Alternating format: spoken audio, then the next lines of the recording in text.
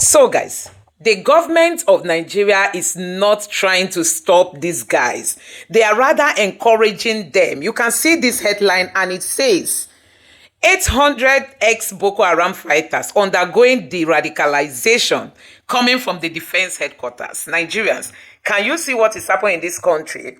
Nnamdi Kanu cannot be released.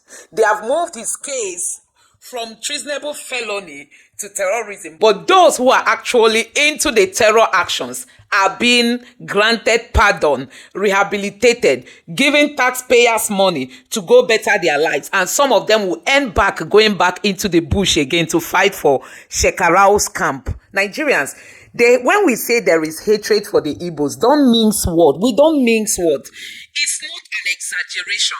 Nigerians, there is really a plot against the Igbos in this country. They turned it from treasonable felony now to terrorism. You can see what Tinubu is doing. Nnamdi Kanu was asked to come to court. You know, just a sudden call. Bring Nnamdi Kanu to court. People were thinking, okay, Tinubu must have made up his mind to release this man because of all the tension in the southeast. Guess what? The Tinubu's government decided to move Nnamdi Kanu's case from treasonable felony to terrorism, just to make it more harder for him to be released. And we say we live in a free and fair country. No. And you can see now that 800 Boko Haram fighters are undergoing de-radicalization. This is not the first time. Don't forget that recently the Kaduna state government came out, the governor himself came out to announce that they are granting pardon to bandits and that they are working in conjunction with the federal government to rehabilitate them and make sure they are brought back into the society. So guys, tell me, who did this to Nigeria? Who did this to Nigeria? And some people are even against Nnamdi Kanu. Some people are against him because he was shouting in court. I tell you, nobody can undergo what he's going through and be happy. Nobody is undergoing the kind of stress he has been subjected to and be happy. Don't forget that agitation, secession, agitating that you want to secede from a country is legal. It's not something that is an abomination. But see what Tinubu is doing. You know, see what Tinubu is doing. And Ohanaeze Ndigbo cannot speak for their Igbo son. The Igbo politicians, look at Umahi them. Umahi has been licking Tinubu's Buhari's leg. Now Tinubu has come over. Umahi has moved over to Tinubu. You can never see Umahi speak for Ndigbo. He has never. You can never see Hope Uzodinma speak for Ndigbo. He has never. And they will tell you, join APC so that you can be in the center. You can join the center government. They that have been in the APC, have they ever spoken for Ndigbo? Go and check how many Imo youths have been quiet under Hope Uzodinma. Go and check what is happening in Ebonyi State under Umahi and the current government. Go and check what has happened. These are APC people who are in APC from Anibo. Go and check their states and see what has been going on. So you can see when we say that there is a deliberate action, you know, just to exterminate the people from the southeast, it's just very clear. The plot is clear.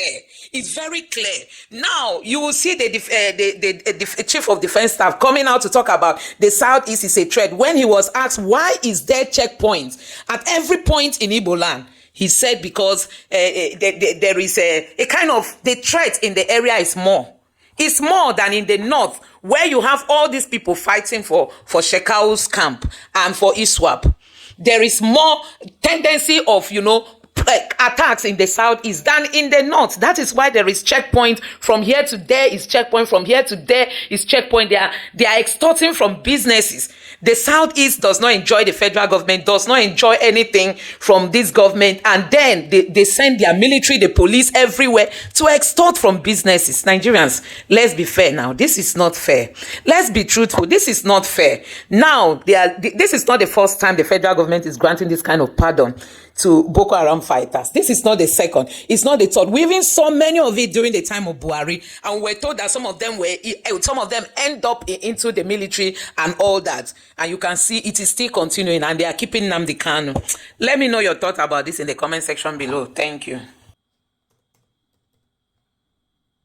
They told them that if they convict me, this is what happens. You can see it. They don't want the truth. So guys, the lawyers to Nnamdi Kanu received an impromptu message to bring Nnamdi Kanu today to court. And guess what? Many people were thinking that the federal government wants to release Nnamdi Kanu. But do you know what? To the shock of everybody, it's all about changing his charges from treasonable felony to terrorism. Don't forget that recently, an appeal court affirmed the order of proscribing IPOB as a terror group. You know, appeal court affirmed that order, that prescription. And now the federal government wants to change Nnamdi Kanu's case from treasonable felony to terrorism. So if they succeed in doing that, that means he might end up spending his whole life in jail. So from the look of everything, you know that the Tinubu's government is not ready to release Nnamdi Kanu. That's how I'm looking at it. And they are not even concerned about what is happening in the Southeast. I've not seen the kind of hatred, you know, for a people like what we are seeing. At least just release this man, no matter the condition. Anyway, let me allow you to take a look at how Nnamdi Kanu reacted in court. Take a look. There's no an old man like this doesn't know the law. You don't know the law. I've got the petition. I have a petition against Binta Nyako. I have a petition against her. Nonsense. Nonsense. Why is it when it comes to my case, they turn the law upside down? They turn the law upside down. Upside down. Upside down. What are the rules of doing this? Listen. This is the laws of Nigeria. The prosecution and this court doesn't know the law. That is the fact. Poor knowledge of the law is killing Nigeria. Poor knowledge of the law, they don't know the law. This is a federal gazetted law of Nigeria that says here that the chief judge of Nigeria cannot tell Binta Nyako what to do. It's here. It's your law. Just obey it. That is why I do what I do. I agitate for Biafra. I agitate for Biafra. My right to agitate. My right. They turned it from treasonable felony now to terrorism. Stop talking when I'm talking. Sorry, sir. Because these people, they are fools. They think they can mess. You can mess around with people who are not educated. I am an educated man. I can't show them the petition for the simple reason that if you show it, What the judge said was that the case file was. I don't recognize anything Binta Nyako said today for the simple reason that she has no jurisdiction to try me. None whatsoever. I came out of courtesy and respect. She stands recused from my case and cannot try my case. There are things that are happening in this country that a lot of you do not know. It is my duty to make that very, very clear to all of you today. Because the lies are too much. The lies are too much. I sent a petition to NJC. I don't want to talk about it. Justice Binta Nyako is using her position for personal gain. For personal gain. Her son and her husband are facing corruption charges. And they told them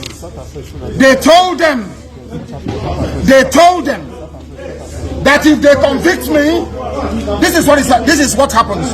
You can see it. They don't want the truth to come out. Nobody wants the truth to come out. Nobody wants the truth to come out. Nobody wants the truth to come out in Nigeria. That's the problem. Who's that person? Who's that person? People don't like Canada coming now.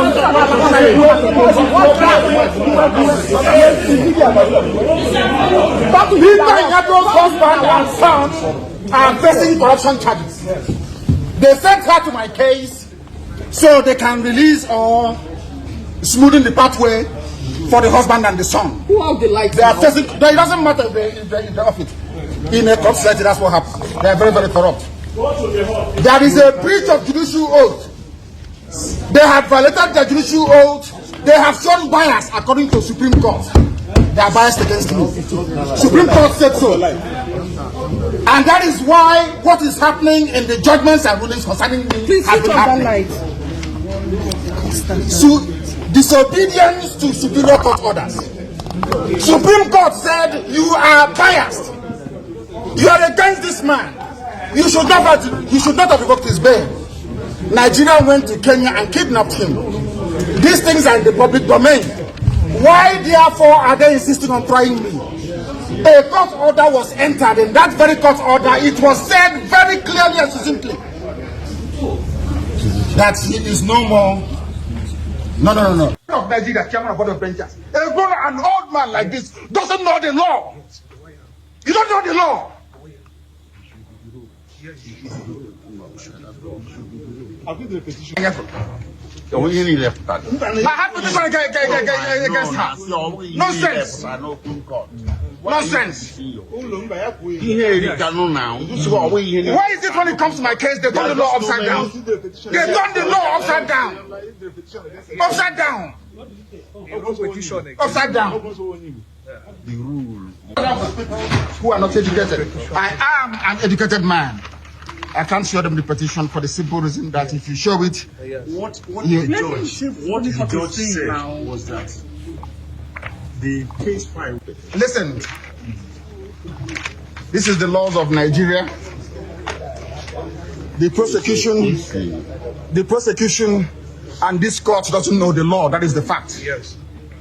Poor knowledge of the law is killing Nigeria. Poor knowledge of the law, they don't know the law. This is a federal gazetted law of Nigeria that says here that the chief judge of Nigeria cannot tell Binta Nyako what to do. It's here. It's your law. Just obey it. That is why I do what I do. I agitate for Biafra. I agitate for Biafra. My right to agitate. My right. They turned it from treasonable felony now to terrorism. Stop talking when I'm talking.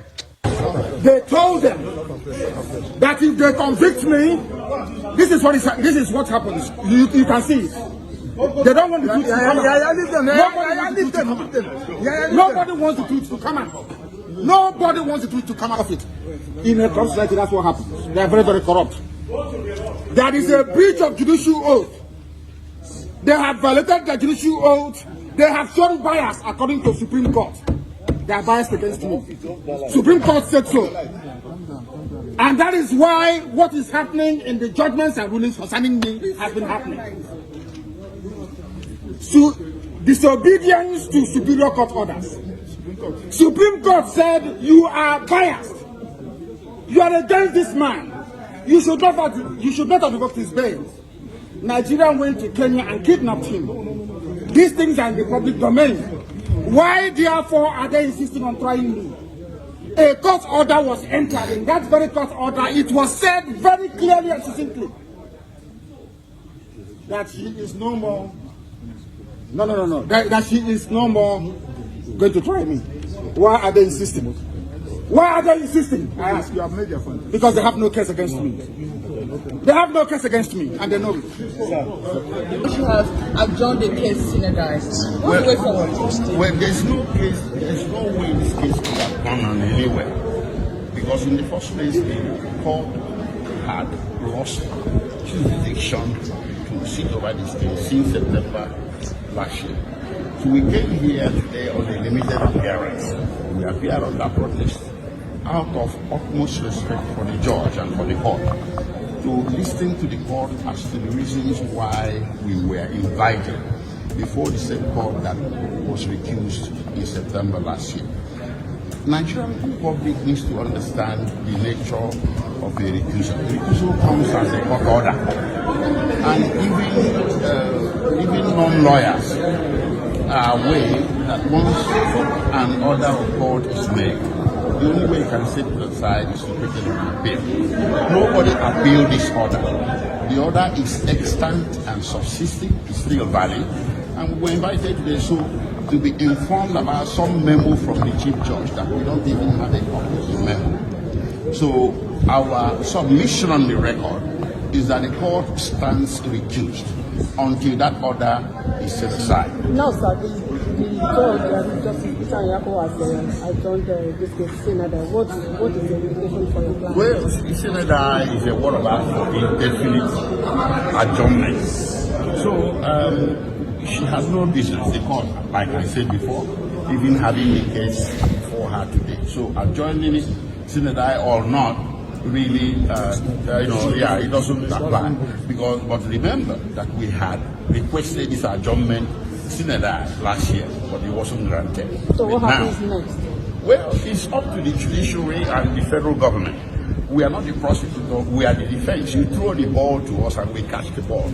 We cannot reinstitute the case. Let them do the right thing. Our client recused the judge and the judge consented to the recusal through a coroner. So we await the day that this case will be recalendared before a new judge.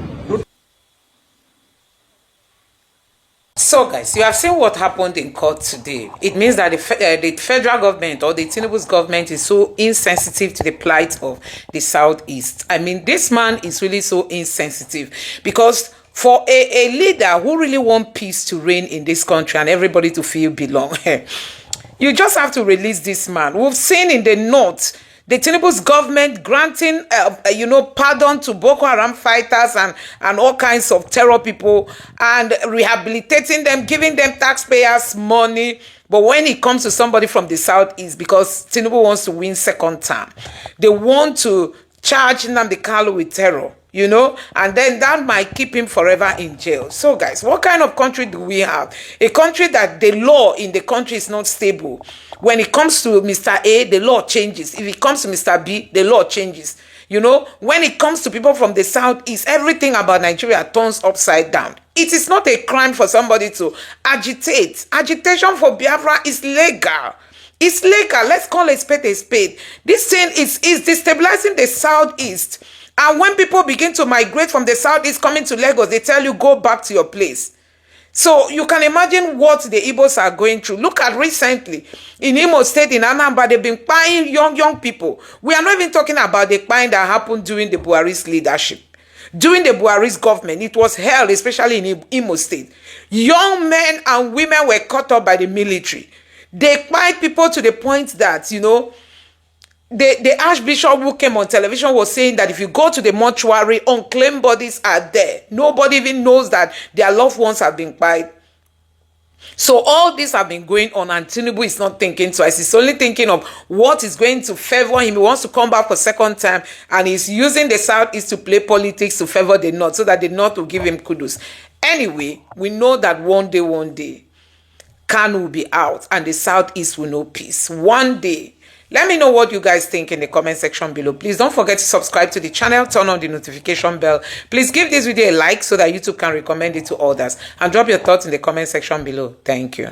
We saw how the Fulani leader who set up his own security outfit in the country was also arrested, charged with terror and all kinds of things. Guess what? The Fulani community rose up and gave warning to the federal government. The Tinubu's government released this man without wasting time.